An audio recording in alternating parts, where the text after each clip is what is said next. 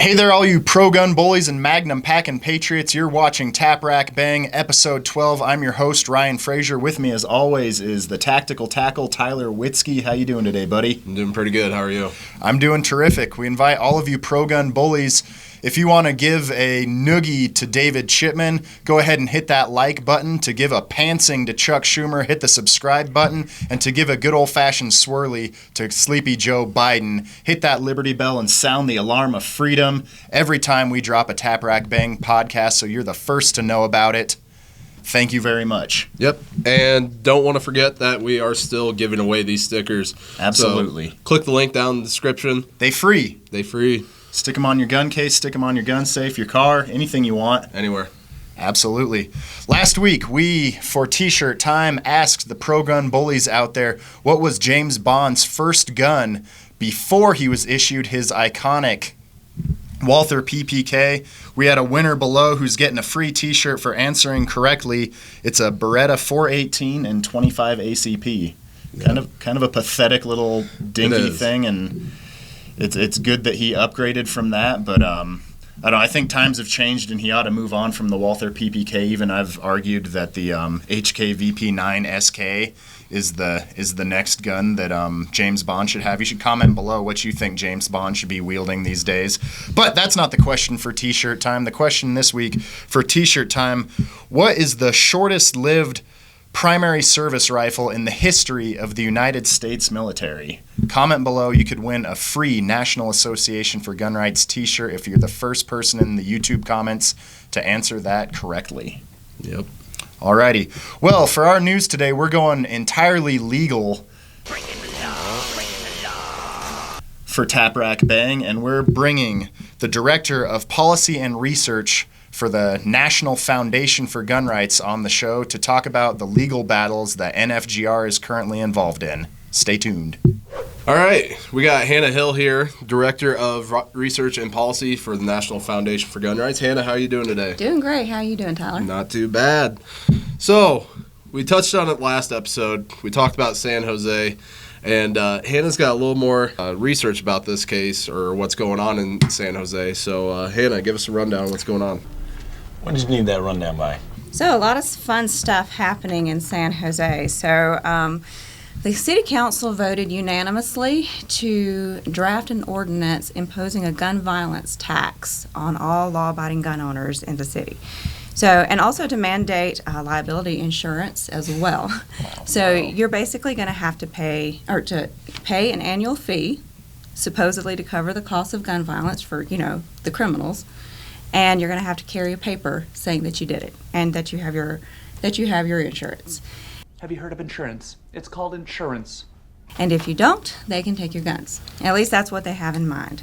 So I think we should note that they're doing this deliberately. They're spoiling for a fight here. They're doing this deliberately to get people like us involved. So we hate to disappoint. So Right.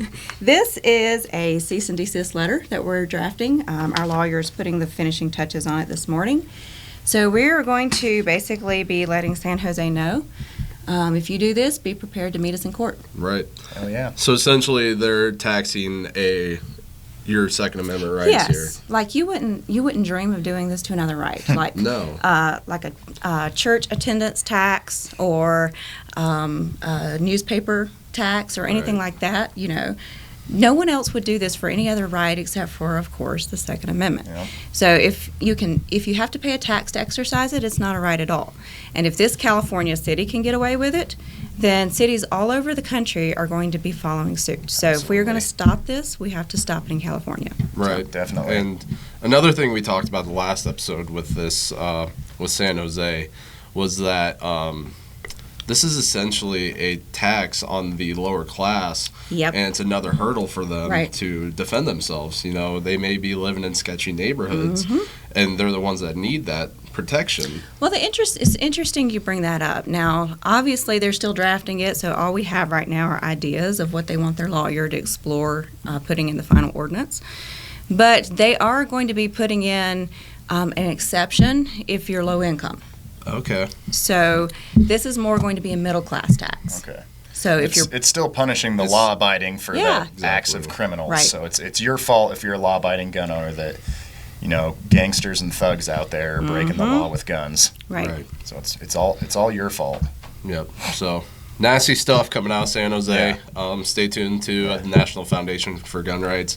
They'll keep you updated on everything happening. Right. Yeah. Well, as much fun as suing anti-gun cities and state governments is, the National Foundation for Gun Rights also likes to go to bat for law-abiding gun owners, especially ones who use firearms in self-defense. And sounds like we got exactly that situation going on in Michigan. Why don't you tell about that, Hannah? So it seems like all the really good Gun Owners Defense Fund cases come out of Michigan because they're all about taking guns up there, apparently. So imagine this. Single mom, 30 years old, African-American, mother of 4 children. She's just sitting in her home one day, a couple months ago. And her abusive ex, who is a gang member, has heroin running through his system, bursts through her front door, and starts threatening her. What are you going to do? Defend your children. They counted 17 rounds in his body. So she just goes to her bedroom. She gets her home defense weapon, which was a Draco 9, AK-style pistol, and she pulls the trigger. As she should. As she should. Don't mess with Mama Bear. No, Right. no. And thanks to the Second Amendment that protected her right to have a gun and to use it to defend herself and her home, she's alive today. Thank God. The prosecutor didn't quite see it that way. So the prosecutor is charging her with first-degree murder with premeditation. I don't know how you premeditate someone breaking into your house. That's Right. kind of a stretch to me. It beats the dickens out of me, too. But they asked why, and according to the prosecutor, the reason is because of the number of rounds she shot into the guy.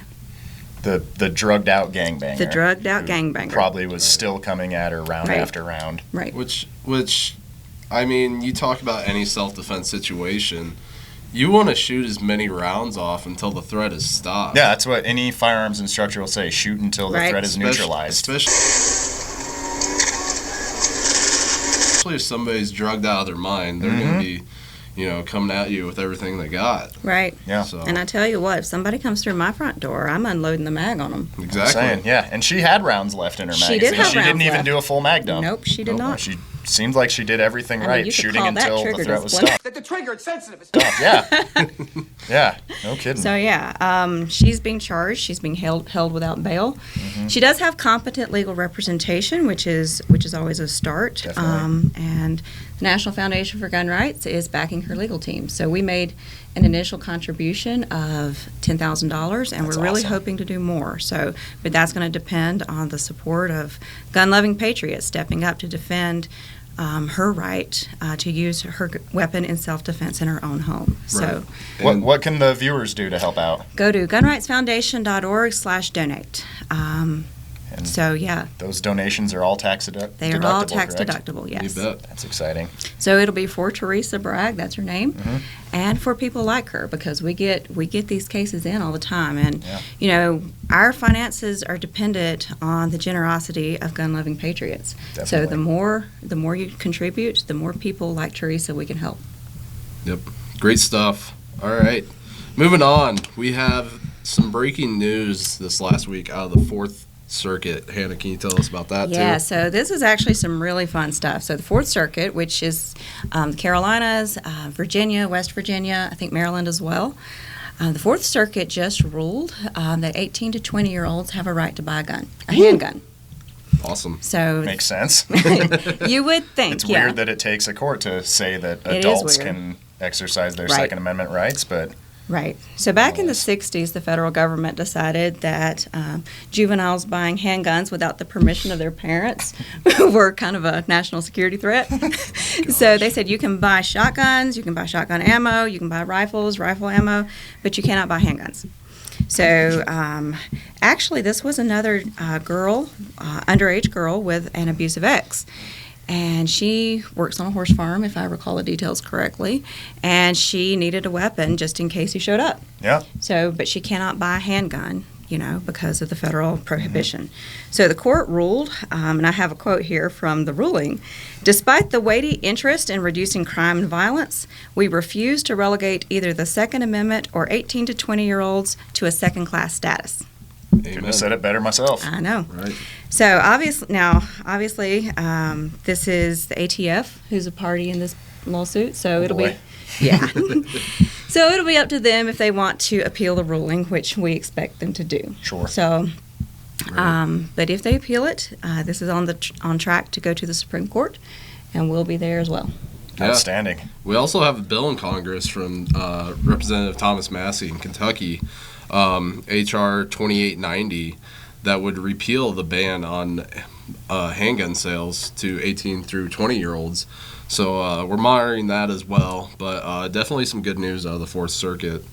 Definitely. So It's kind of one of those unthinkable things. You can go to join the military. Yeah. You can carry a weapon to I was defend your country. 20 years old serving in Afghanistan, strapped with a M16 and a 203, but this Right. single mother on here can't carry a pistol, protect her family. Right. right, Doesn't you make can any even sense. vote when you're 18. Exactly. Yep. So great stuff. Well, I think that wraps it up, but we want to thank Hannah Hill for joining us today, and we invite all of you tuning in to support the National Foundation for Gun Rights, help out with these cases, and make your tax-deductible contributions to help save the Second Amendment. Thanks, Hannah. Thanks for having me. Absolutely. All right, folks, the next segment on this show is From the Vault, where Tyler and I get to play with some of the fun toys that we keep in the vault here at National Association for Gun Rights headquarters. What do we get to play with today, Tyler? What we got in front of us here is a Barrett Model 99 chambered cool. in 50 BMG. Big gun. Yes, Is exactly. that what BMG stands for? Yeah, so this is a single shot bolt action bullpup, so to say. I don't know much about it because I don't play much with 50s, but it's got a really big muzzle brake on it Yeah, it does. Call it massive. Sometimes they say huge. and really heavy barrel. But I love that it's a bullpup. I don't Yeah. know why it just makes it seem really, really neat. But yeah, we definitely just took this one out because it's really, really cool, and we thought you guys would like to see it as much as us. What do you Yeah. think, like, the nut and fancy would say philosophy of use of this gun is? shooting through refrigerators at your neighbor's house because there's an intruder behind it. Through the wall, blow your dog's brains out, and like drop the engine out of your car. But I was thinking Terminators. that, You know? yeah, If you're preparing for the Terminators, I think this is a great place to start for Yeah. for an anti-Terminator gun. So if you're in I the think market, I think it's a really great CQB gun. CQB, it is a bullpup, so for taking it through buildings and Right. shooting around corners and stuff, because it's a bullpup because the action is in fact behind the trigger Right. to make this tiny little gun, keep the overall length nice and reduced. Right. But it's just definitely a badass. cool gun. Yeah. It's badass. But Need to slap a scope on it or some sort of optic. We were saying maybe an RMR would make sense, Yeah. right? yeah, just keep the weight down, Yeah, exactly. But Truck, maybe it's a truck gun, perhaps. yeah. Obviously we like to have fun here but We like to have a good time. We're keeping it light. so yeah, cool gun. Yeah. Barrett is just a cool American-made firearms company, and So, check them out. Go Yeah. get yourself one. do it. Yeah, we're gonna go ahead and wrap up this show because we're just getting out of control here. But we remind everyone to visit nationalgunrights.org and support Hannah Hill and the National Foundation for Gun Rights at gunrightsfoundation.org. Click below for the links to get your free Tap Rack Bang instructional stickers. Yep. And if you want to become a literal frontline defender on the Second Amendment, go visit the FLD link down below. Become a frontline defender today. Get yourself And a flag. Get for yourself a signing up. flag. Yeah. Yeah, that ought to offend your snowflake neighbors flying the frontline defender flag. It's got snakes and guns on it, and it's really badass. Exactly. So, So you should that'll do it wrap just up. for that. Yep. That'll wrap it up. So Wrap it up. Don't forget to like, share, and subscribe, and hit that Liberty bell so you'll be notified whenever Tap Rack Bang posts another video, another podcast. And with that, we'll see you all later. Can we end with 2 claps and Ric Flair? Woo!